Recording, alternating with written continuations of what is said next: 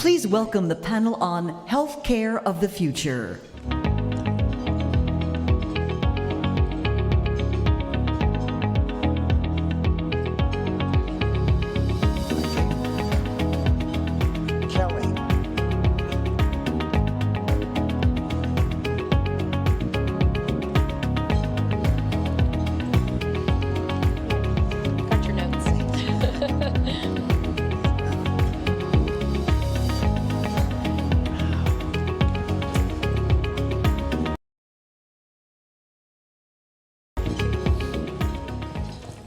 Well, that energetic music is good, but not the same as the energy of our panelists today, as you will see. So I'm now into 10,000 times that we have to remind people that the major cause of growth in the world over the last 200 years is advances in public health and medical research. So we're here today focused on the concept that one life matters and every life is precious. But in order to really get the country focused many years ago, we did a great deal of economic analysis showing 1993 that the elimination of cancer as a cause of death just in the U.S. was worth $50 trillion to the U.S. economy when the economy was 15 or 17 trillion. And the research pointed out here that more than 50% of all economic growth can be traced to advances in public health and medical research. And in order to reinforce that, many of you have seen over the years, we pointed out what was the greatest achievement of humankind. And it's really occurred here in the last 120 years, and that's the extension of life. And when you step back and think 4 million years of evolution, 4 million, we increased average life expectancy by 11 years. And now in the last 120 years, we've increased it on the planet by more than 40 years. And that's all can be traced. Now, a Nobel Prize winner, Bob Fogel, has this chart, if you ever want to look at it, of really the last 12,000 years of what were the things that changed human existence on this planet, improved quality of life. And so I tried to convince him it was some of our financial innovations unsuccessfully. But when you look at that chart, you can see every major change in healthcare delivery, medical research, the advent of antibiotics. And we sometimes forget that, yes, in the world at the start of the 20th century, 1 in 5 children died before their 5th birthday. In this country, at the start of the 20th century, 1 in 5 Americans died before their 5th birthday. And how this has been transformed with public health, etc. And the 4 people who have joined us today are not just an energy source, but an energy source, and have devoted a great deal of their efforts in their life to improving the healthcare system, to making sure we have medical research. And so I'm looking forward to each of them introducing them to you. And so I'd like to start with Renee, not just because she's sitting next to me here today, but she has been charged with a very unusual job at ARPA-H. Can the country be innovative? Can we foster change? Can we come up with new ideas? And so I had asked Renee what ARPA-H, when it was established, it was a great goal to accelerate the health transformation, giving intense challenges that we feel. And can they change the course of history? What are the priority programs that ARPA-H is targeting now? What are the procedures that you are using to accelerate this activity? And tell us 2 years later. It was 2 years ago we were on this stage, when you were coming in this job, what has surprised you? Well, thanks, Mike, so much for having ARPA-H here today.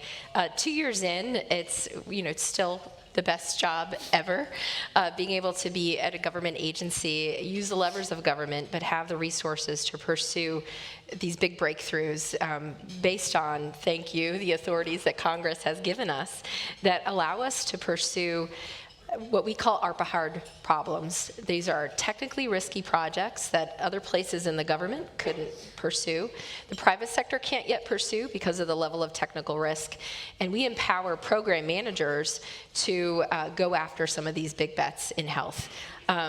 What are some of the surprises? It is, when you think about DARPA, which is the agency that we're modeled after, DARPA was launched in response to Sputnik. The Soviet Union had a satellite capability, and not only did the United States not know about it, we didn't have a counter capability. And so DARPA was founded to both create and prevent technological surprise.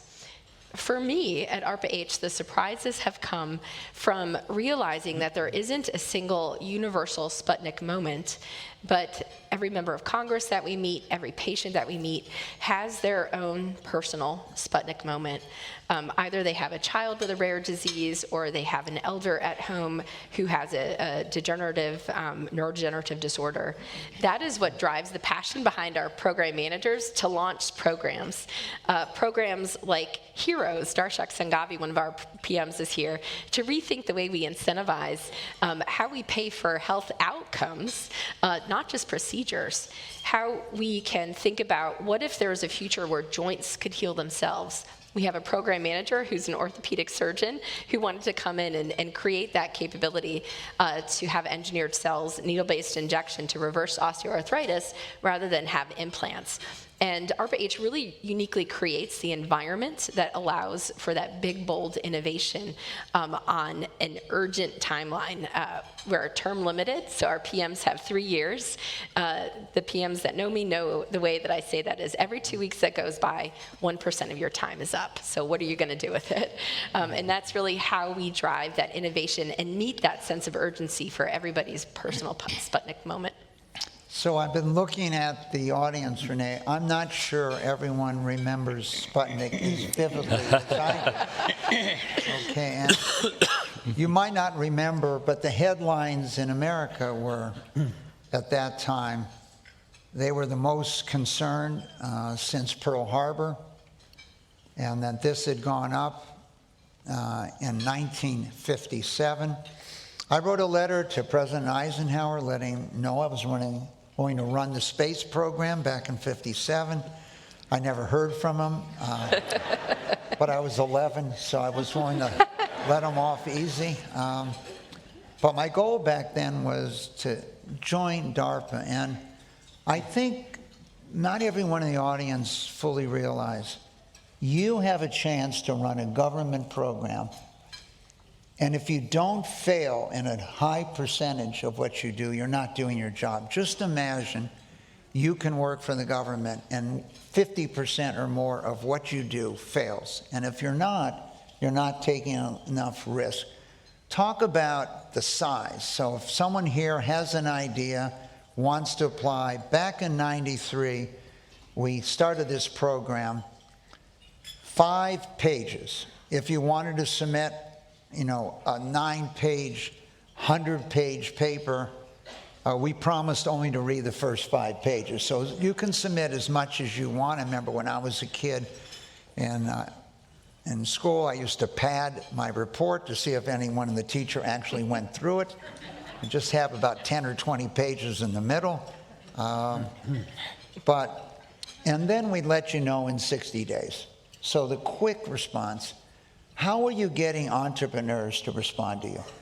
I think that sense of urgency that you relay is really part of everyday life at ARPA-H. To your point, if you can't tell me your good idea in 3 pages, you can't tell it to me in 30 or 50 pages. So we really work to be concise, to not waste a lot of time and be efficient in the way that we fund our projects and take those different shots on goal, because we are disease agnostic, technology agnostic, and we really want to find those places where ARPA-H investment can asymmetrically advance the state of the art. So behind each one of our programs is not only a technical pursuit, but there's also experiments with new business models to allow us to mitigate some of that risk, because there is a risk of failure. But by structuring programs in a way where we may initially fund several teams to solve a problem, to explore that whole solution space, but we build those budgets where we know there will be an attrition over time. So if you have a 5-year program that might be $100 or $200 million across 5 or 6 teams, those 5 or 6 teams there on day one, there may only be 1 or 2 on the last day, because success for us is that our innovation, our products make it out into the real world. And so that's how we stack the deck to account for those failures, but try to solve as many of those problems as we can. So Diane, what can we say? You and Fred Upton came to us and said, you want to steal our name, Faster Cures. And we said, yes, we will let you do that. Though I think you would have taken it whether we said yes That's or correct. no. Mm-hmm. A lot has happened since 21st Century Cures occurred. And what is your approach to thinking what you and Congress should be focused on today in healthcare? What are the key items? You changed the world by the creation of this 21st Century Cures effort, and in many ways told us that we can succeed in many of our efforts. What should our focus be today? Well, thank you. First of all, we didn't steal the whole name, only part of the name. And we didn't steal Faster, although we think that this will lead to faster cures, of course. Unbelievably, it's been 8 years now since 21st Century Cures was passed, and an enormous amount has happened. I was just talking to Dr. Azar about Operation Warp Speed during the pandemic, which of course was able to use some of the authorities that 21st Century Cures gave to the agency to be able to do that. And so one of the things, some of you might have realized we had an election last week, and one of the things I'm so glad to have my friend Congressman Carter with us here today, because we've always really prided ourselves on working in a very close bipartisan way in Congress on health care issues. And so even though it was a tumultuous election, I believe Congress will continue to be able to move forward on healthcare issues. A couple of the things that we need to do are, I've been working this last year or so with Congressman Bouchon on what we are now calling Cures 2.1, which will help us figure out how we can fund some of these innovations through CMS, how we can continue to make healthcare and research accessible to all Americans, not just a few. And we'll be issuing a white paper before the end of this year. I'm looking for a new partner in the next Congress because Dr. Bouchon will be retiring, but I think that effort will continue. We also need to look at affordability of healthcare, in particular prescription drugs for Americans. That's something I think we'll do on a bipartisan basis. And we need to look at telehealth.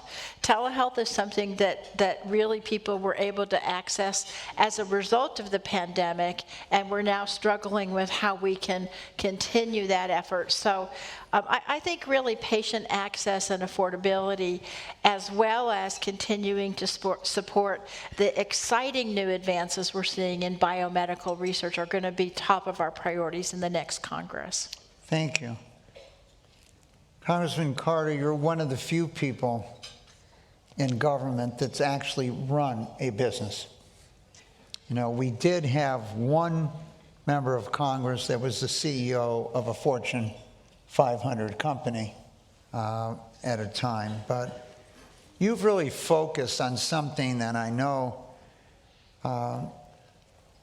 Alex and I were talking, I felt like it was every week or more often about is, where are the raw materials coming in the pharmaceutical supply? As we discovered, we were so dependent on things from India, China, Pakistan at the time, and that supply chain. And I know this has been an area you focused on.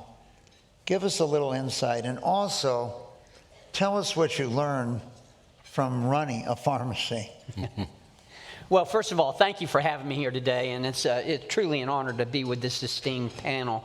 I did own my own business for 32 years. I practiced pharmacy for 40 years. I had 3 independent retail pharmacies, as well as another business, an institutional pharmacy that serviced nursing homes and personal care homes. And so I practiced pharmacy for over 40 years. I started when I was 10, so that explains that. You know, and now being a pharmacist in Congress is certainly something that is an honor. At one time, I was the only pharmacist in Congress. We now have another pharmacist in Congress, so I'm just the oldest pharmacist in Congress now. But nevertheless, you know, during the pandemic, we recognize, I always say there's a difference in knowing something and realizing something. I think that we always knew we were too dependent on other countries for our pharmaceutical needs, but we realized it during the pandemic. We realized that we need to address that. In fact, Secretary Azar, you will remember, at that time, when we found out about the virus, it was February, March of 2020. Bob Cadillac was the ASPR, the Assistant Secretary for Emergency and Preparedness, and he told the Doctors Caucus, he said, you know, we noticed a downtick in the amount of PPE that was coming from China as far back as the fall of 2019. They knew what was happening. They knew what was going on. They were hoarding that equipment and not sending it to us. That in itself tells you the importance of making sure that we've got pharmaceutical independence. We talk a lot in Congress about energy independence. We talk about food independence. We need to have pharmaceutical independence as well, and that's why I've introduced legislation, the Made in America Act, that is manufacturing active pharmaceutical ingredients, drugs, and excipients, and trying to repatriate these companies back to America by utilizing the tax opportunity zones that we have and giving them incentives to come back to America and to manufacture in America, because we recognize the fact that we need to have pharmaceutical independence and how vitally important that is. So that's something that we can do. There are a number of other things that we can do, and certainly, you know, one of my focuses, obviously I've really focused on healthcare as a member of Congress, and I will continue to do that, because after all, I ran a retail pharmacy. I was the one who had to go to the counter. I was the one who had to tell the senior citizen how much their medication was and watch them try to make a decision between buying their medication and paying for their groceries. I was the one who had to go tell the mother how much the antibiotic was for her child and watch her in tears as she tried to figure out how she was going to pay for that antibiotic. And I set as my goal to do something about that and to try to bring down prescription drug costs. And we are making progress, and it is bipartisan. Let me echo the comments that Representative DeGette made. You know, in energy and commerce, we work in a bipartisan fashion because, after all, whether you're a Republican, a Democrat, or independent, we all want the same thing in healthcare. We want affordable, accessible, quality healthcare. We all want the same thing. And that's why I'm so proud to serve on the Energy and Commerce Committee, because I think that we do work in a bipartisan fashion to achieve just that. Now, Alex, it was an unusual period of time. Esther Crofont called me beginning in late February, March of 20, and told me that Faster Cures was going to monitor every single vaccine and antiviral, and we would update it every day. I told her, don't you think that's an impossible task?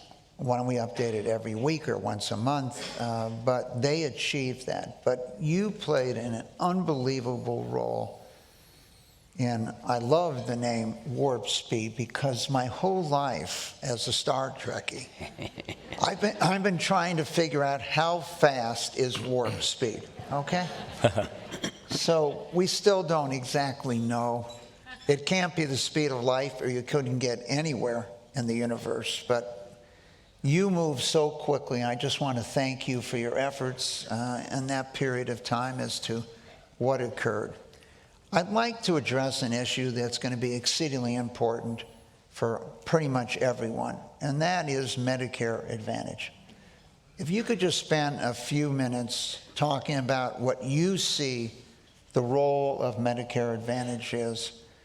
And then we had a bipartisan kind of consensus. Are we losing that bipartisan consensus today?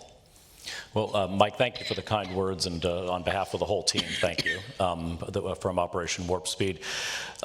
You're right. So I was there at the founding of Medicare Advantage when we passed it in 2003 and then implemented in 2005. And we've really, for 20 years, had an incredible bipartisan consensus around supporting Medicare Advantage, even though it was private health care for Medicare beneficiaries, Democrats, Republicans, all very supportive of it. And seniors love it. You know, we just recently crossed over 50% of seniors are now enrolled in Medicare Advantage. They get supplemental benefits they don't get through Medicare fee-for-service, hearing, vision, dental. They could get free drug coverage through it. They can have limited cost sharing. They don't have to buy those very expensive Medigap policies to cover the deductible and cost sharing and fee-for-service. So incredibly popular. And I think that bipartisan consensus largely remains, but I think it's been getting undermined lately. Some of this is coming out of, there was a MedPAC, the group that advises Congress and the Secretary on Medicare policy, came out with what I think is frankly a flawed report about how much MA costs. And what they said was, yeah, if you actually look at expenditures on a per patient, per beneficiary basis, Medicare Advantage costs the same or less than what Medicare fee-for-service spends. Okay, that seems pretty common sense, especially because we benchmark Medicare Advantage rates off of Medicare fee-for-service rates, expenditures. But then they said, well, we don't really like that answer, and so we will just assume that healthier people are going into Medicare Advantage, and we'll normalize up the Medicare Advantage expenditures and just say that Medicare Advantage costs 122% of fee-for-service. That has created this dynamic that, frankly, even if you look at some of the Trump transition, like Trump policy groups, certainly the Biden administration has created this narrative that's been accepted that MA costs too much money. And so as a result, the current administration pulled down Medicare Advantage rates. They have changed risk adjustment to not give the same credit for your sick beneficiaries. That reduces your reimbursement. And at the same time, we've finally got the COVID explosion of medical utilization in 23 and 24. So your expenditures have gone through the roof. So it's been a perfect storm. And so, you know, there was a McKinsey analysis that only 5 plans as MA plans are making money. The rest are at basically zero margin or losing. And so what's happening now is MA just doesn't sit there. The insurance company then works with hospitals and doctors. And that's been the growth engine of value-based care. They'll go to a hospital and say, we take delegation of what we get paid. We're getting $24,000 for a senior. You take $24,000, you manage them, you've got the upside, downside risk. It's value-based care.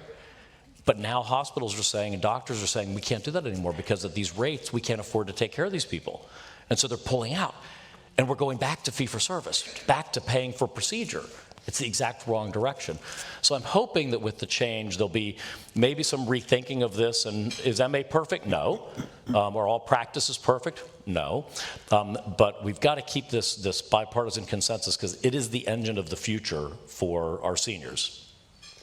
So, Renee, 30 to 35 years ago, I used to visit Senator Stevens, Senator Inouye. And they used to tell me, you see all those women lined outside our office? They're focused on health. And women, in many ways, have driven health. And I would say, except maybe for AIDS, the leadership in much of the changes we've seen in health and the discussions of government have really been driven by women. So tell us about the spirit of women's health. Well, Mike, I think you really highlight the leadership of women for decades in health, and the representation of women is really only a recent thing. It wasn't until the 1990s that women were included in clinical trials. And about 18 months into being the director of ARPA-H, being a woman leader in that position, seeing this opportunity to try to make up for some of that gap, because honestly, it just makes good business sense now to be investing in women.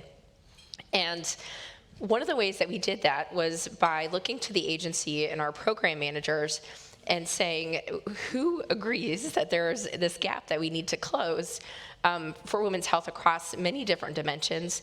And we're lucky enough to have 5 program managers, and one of our leaders, Jenica Patterson, is here today, who leads the Sprint for Women's Health, to bring new business models to address that challenge. And so we did a few listening sessions. We did a problem formulation earlier this year in February in Boston, where we brought together leaders, some of you in this room, to understand what are the real problems that need to be addressed, whether it's quantitative measurement of pain or empowering women where they're at in the home. If they can't make it to the clinic, what types of diagnostics and therapeutics can we bring into the home?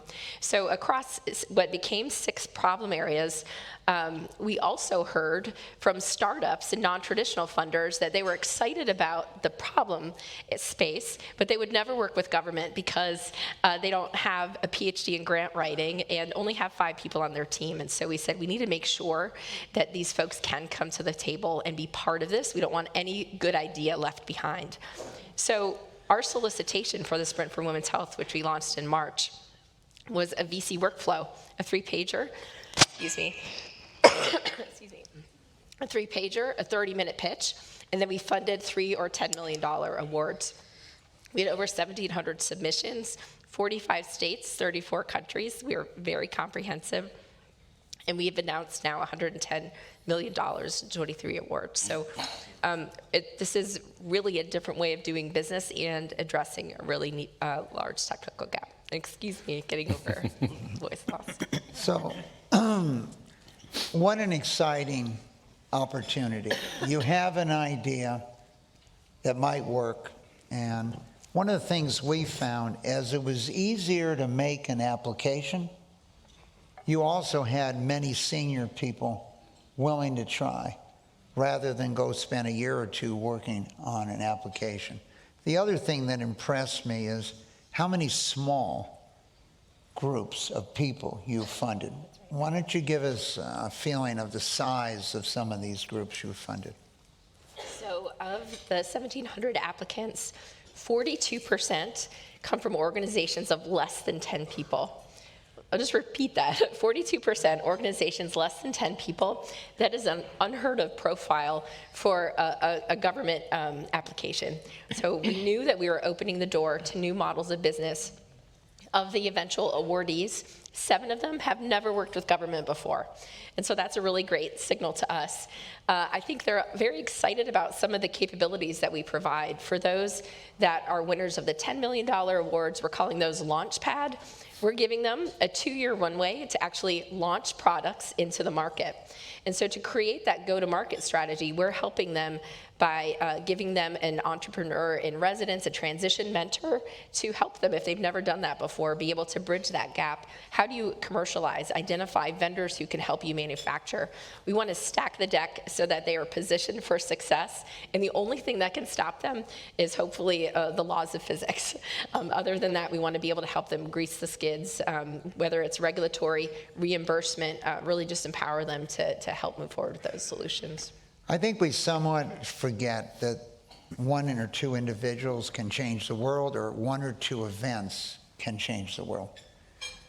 And when I think back to the march, which occurred in '98, thousands of people had tried to increase the federal budget, particularly the NIH funding of medical research. And we concluded, after analyzing it for a few years, that one of the reasons it was not successful, there was 1,000 different voices. Every disease was visiting their favorite politician, leader, Congress, and we asked them if they would just step down for 24 months. We would focus just on cancer that people were concerned about, but the doubling of the NIH budget and other funding would affect every disease, not just cancer. And President Clinton signed into law 2 months after this event, the doubling of the NIH. We sit here, and if you've looked at your title for this session, Innovations Shaping Healthcare. In 2011, led by efforts from both nonprofits, for-profits, we concluded, could we do innovations? How do we innovate innovations in medical research? And on the for-profit side, it was led by Chris Wiebacher, who was the CEO of Seraphim there in the front row. But Peggy Hamburg and Francis Collins were involved. And this occurred, I believe, in around September of 2021. And we brought a lot of people that had nothing you would think to do with healthcare, like Peter Ubroff, but had changed entire industries that they were involved with at the time. And people like Peter DiNamentes that was constantly pushing, and our CEO at the time, Mike Cloughton of the Milken Institute. And the outcome of this 2 days was we needed to create a new center called NCATS, the National Center for Advancing Translational Science. We had invested in this about $5 million in these efforts, and the federal government committed $5 to $6 billion within 2 months, and President Obama signed it into law by the end of the year. So there are these individual times and chances that can change the course of history. And one of them, you're probably what I'm leading up to, Diana, but it was 21st century cures. Let us look back at it, and how have you seen, what has been the impact of that over the last few years? Well, I thank you for those kind words. Fred and I really, I'll never forget when we first went over to meet with Francis Collins.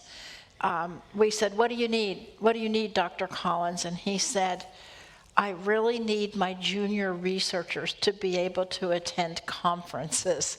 I don't know if any of you remember, but there had been some scandal, and so all of the junior researchers were banned from attending scientific conferences. If you think about it, that's insane. And so we said to Francis, we said, you know, Francis, don't worry, we'll fix that. But if that's all we do, we will have failed. And so we met with Dr. Collins, we met with Secretary Azar and everybody else throughout the agencies to figure out how we really could enable those agencies to innovate and to take advantage of the incredible scientific discoveries that all of the people sitting here today have made. And so it's really hard to say, the researchers can go to conferences now, that's great, but also we were able to help the FDA to approve the COVID vaccine. We're able to help with some of these innovative cancer diagnostics and treatments that we have seen just in the past few years. ARPA-H, even though that wasn't 21st century cures, you know, the work that you're doing over there, we are on the cusp of so much more. And we really think, I still talk to Fred all the time about this, is we really think 21st century cures help spur this. But now the next thing that has to happen is we have to figure out how we're going to, we can't stop, as you would say, Mike, right? We can't stop. We have to figure out how we're going to ride that next wave, being able to get those cures into actual treatments, and then to actually be able to afford that. I'm the co-chair of the Diabetes Caucus in Congress. Some people don't realize that. And we are on the cusp of finally being able to to create islet cells, which will cure type 1 diabetes. If we do that, how are we going to be able to pay for those cures? So these are the issues that we're still grappling with.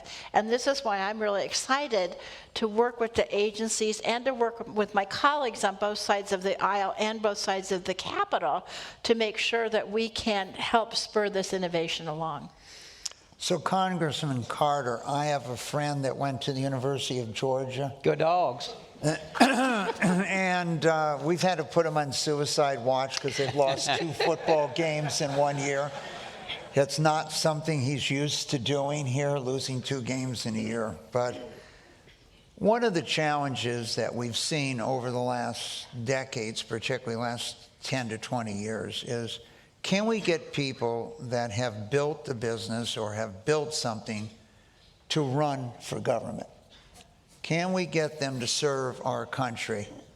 Will they willing to do that? Obviously, we've seen in the last election, there's an enormous battle in every election that occurs. So you were a pharmacist, you owned your own business, as we discussed, and you made the decision to run for. What message can you give us, or someone who's thinking maybe after watching this campaign here, maybe I should run for government? What is the lesson? What has surprised you in your years in Congress? And what hasn't surprised you? Well, first of all, it's a great question, and I will tell you that when I first got into politics, I had some tribulation about entering. After all, I had been a member of the second most well-respected profession in America in pharmacy, and then I became a member of Congress, the second least respected profession. You know, thank God for used car salesmen. I mean, you'd be very bottom, but you know, look, I tell people, especially young people, all the time, you need to be involved. You're looking at someone who's lived the American dream. I mean, my grandfather was a sharecropper. My father worked shift work in a paper mill. I was the first in my family to graduate from college, my extended family. And I've truly been blessed, and I have my own business. I'm very successful, and I wanted to give back. I didn't have the honor of serving in our military, but I wanted to serve our government. I wanted to serve the greatest country in the world, where even the grandson of a sharecropper, the son of a man who worked in shift work in a paper mill, can walk the halls of Congress. I mean, how wonderful is that? We live in the greatest country in the world, but we need good people. And we need good people to be involved, and that's the message that I try to take to young people and to take to business people as well, because Congress is a citizen legislature. I mean, I'm a pharmacist. We have, we have farmers. We have way too many lawyers. We've got. Wait a minute. But sorry, but it is a citizen legislature, and that's what we need in government. We need diversity, and we need different people bringing different experiences and different expertise, and so, and quite honestly, if you look at the way things are now, and the way that we're scrutinized by the media, I can understand why people don't want to run. I mean, I get it. I understand that, and my family understands that too at times. And it's unfortunate, but it's so necessary. It's so necessary, and I just feel, look. You're looking at the luckiest guy in the world. I mean, seriously. Bill Walton used to say he was the luckiest guy in the world. And I met him one time, and I told him, I said, I'm sorry, you're wrong. I'm the luckiest guy in the world. Well, you married your college sweetheart. Yes. I met my wife in junior high. You are blessed with 8 grandchildren.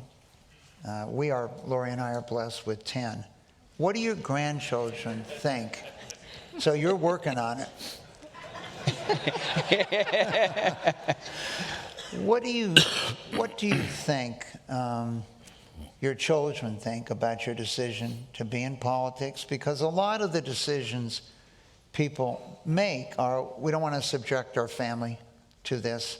I thought I was a good person. Then all the attack commercials are out. I'm not a good person. How do your grandchildren feel about it? Well, my oldest grandchildren, they're 11 now, so they're just now getting to the point where they can understand. The rest of them are very young, and they don't, and you do miss out on a lot. We do, and in Congress, and let's hope that we're not going to spend Christmas in Rayburn. I mean, I hope we get something done with I know. I hope we get something done with the budget, and I think we will. But nevertheless, it can be tough on the family. There's no question about that.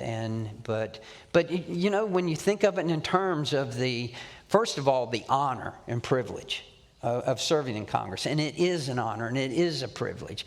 But secondly, of the responsibility we have as citizens, folks, it's up to us. If we don't get involved, who's going to do it? What did Kennedy say? If not me, then who? If not now, then when? I just take it very seriously, and I try to really focus and really stress to them, my family, how important it is. Well, thank you. When my And thank kids you were both. little, my kids were 2 and 6 when I came to Congress. Now they're grown up, and my older daughter is on faculty at UCSF Medical School. When my kids were little, they thought all the moms were in Congress. That's what they thought the moms did. I don't know what they thought the dads did, but they thought the moms were in Congress. Alex, I want to just mention to the group another thing that changed the world, and I don't think really people focused on it, and that was BARDA. And the Biomedical Advanced Research and Development Authority. How many times have you ever seen anyone invest in a plant to manufacture something if you didn't know the product even worked? How many times would you see a government back ideas for vaccines or antivirals if you didn't know it worked? And so at a cost of $1 trillion a month or more, the costs were so high. And if something did work, were you now going to spend 6 months or a year building a plant or manufacturing it? And so talk to us about BARDA. I don't think anything ever existed like this before, and I don't know if it'll exist in the future, but everyone coalesced to how can we compress time and make investments like ARPA-H that might not work, but if they do work, they'll cut the cost and the time by 6. And so our Faster Cures organization is really, its tagline is time equals lives. And there's no point in recent history that this had more than occurred. And today, medical research and technologies are quickly advancing to curative therapies, where we actually can cure a person, but they come as a high cost. And so without a worldwide national emergency, how do we ensure that people get affordable access to future developments? What is the government role in that?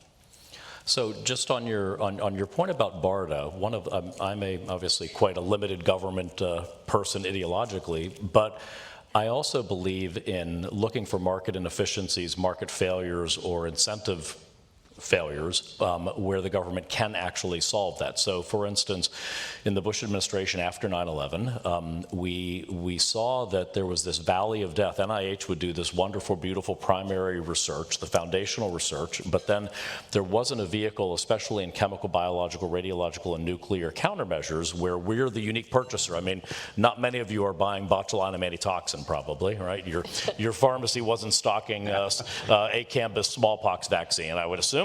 And so you have to build the market. You have to make the market. You have to actually fund that clinical, the human development side that pharma's not going to do. And so we created BARDA as part of that, very bipartisan. There was another failure, which is it doesn't do any good to ask a drug company to do development on something when there's no prize at the end of the rainbow of anyone who's going to buy it. And with the government as a unique purchaser for botulinum antitoxin, we created Project BioShield. Same idea, solve the procurement market inefficiency. And these are things, that was what Operation Warp Speed was. I mean, the vision I had with Operation Warp Speed was basically we have essentially a market failure that that if you use the drug company's own incentive systems, you will go too slowly. So I could solve that with government money by de-risking development, manufacturing, distribution, et cetera, by taking that off the table. Now, I guess, Mike, I think it gets back to what you and Renee were talking about earlier, which is courage and risk. And that's what ARPA-H has to fail, as you said, over 50% of the time, or it's not doing its job right. That's very awkward in the government. You're dealing with taxpayer money. I teach at University of Miami in the business school, and I present about what we did with Operation Warp Speed a lot. And at the end of one class, a young lady in class said to me, what would have happened if none of the vaccines hit? And I said, you know what, I never thought of that. I called my chief of staff and he said, yeah, well, we were thinking about that, don't worry. But I mean, imagine, we spent $26 billion, all 6 vaccines failed, you know, they would have put me in jail.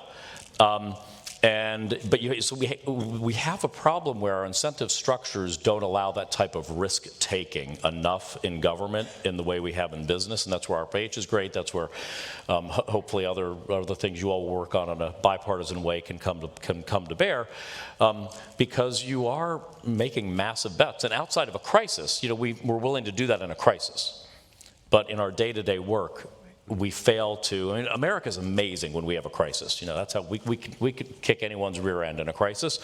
But in the sort of steady state going, we can get a little penny wise, pound foolish sometimes. So I want to put up the slide again that we had before, but we didn't really talk about it, on vaccination innovation. And if we look at the slide, you can see time for the disease infectious agent that occurred and time that it was licensed in the United States. And so when you think today with technology that it was 9 weeks from getting the coronavirus, 9 weeks till the first human being was given the Moderna vaccine.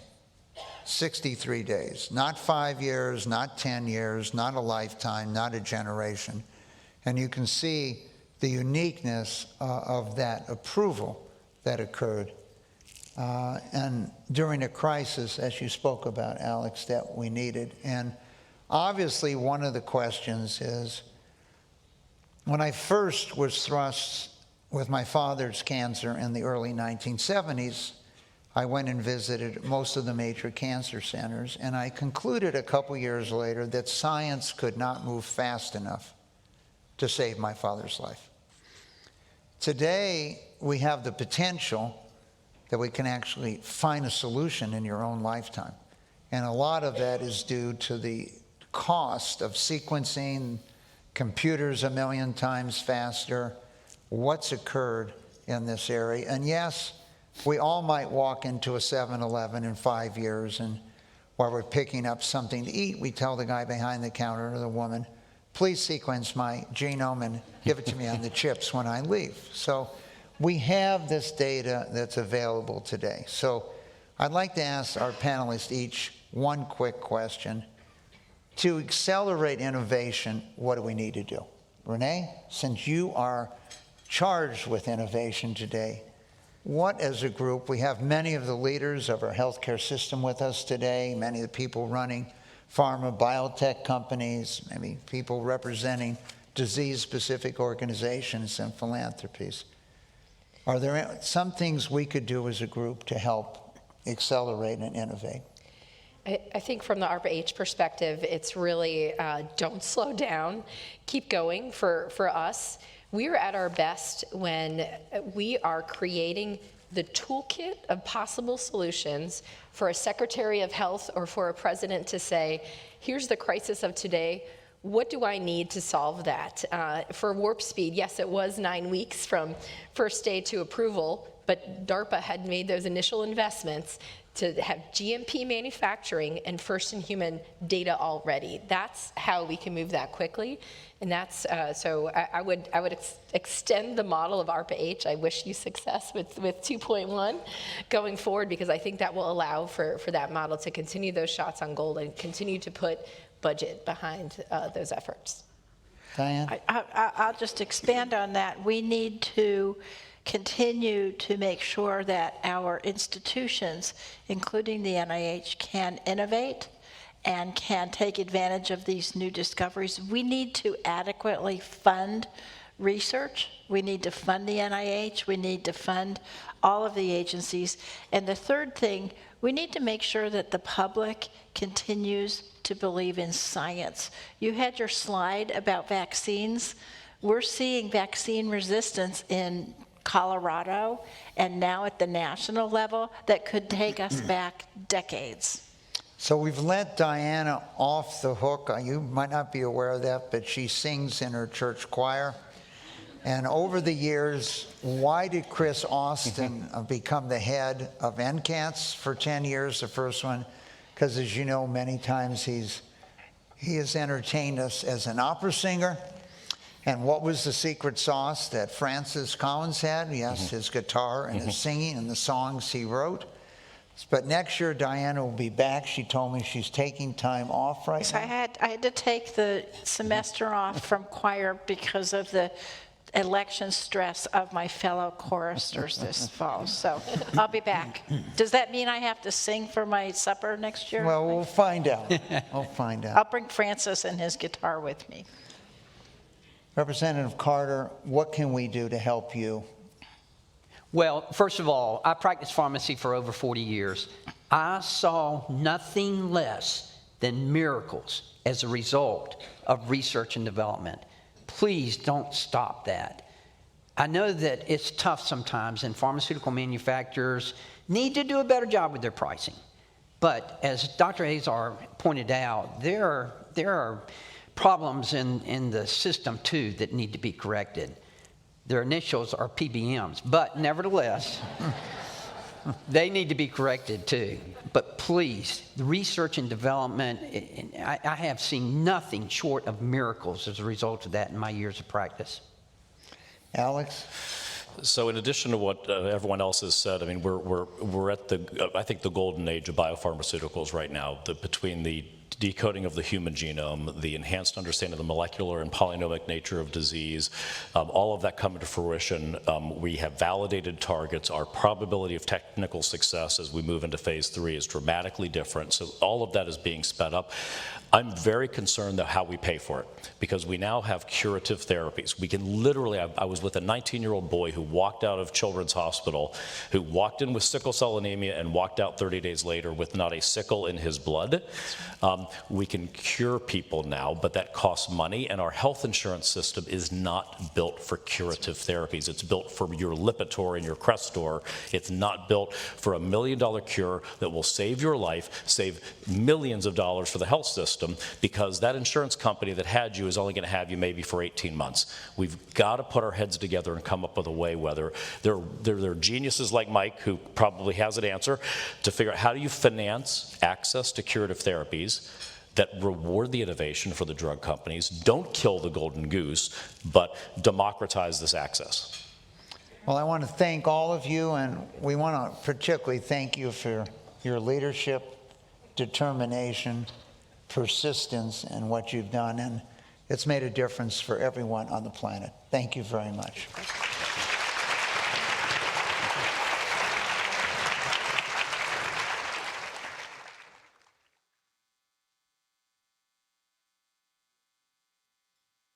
Thank you for joining our lunch plenary. Please enjoy attending the breakouts through the rest of the day, and we look forward to seeing you at the reception at 5:30 p.m.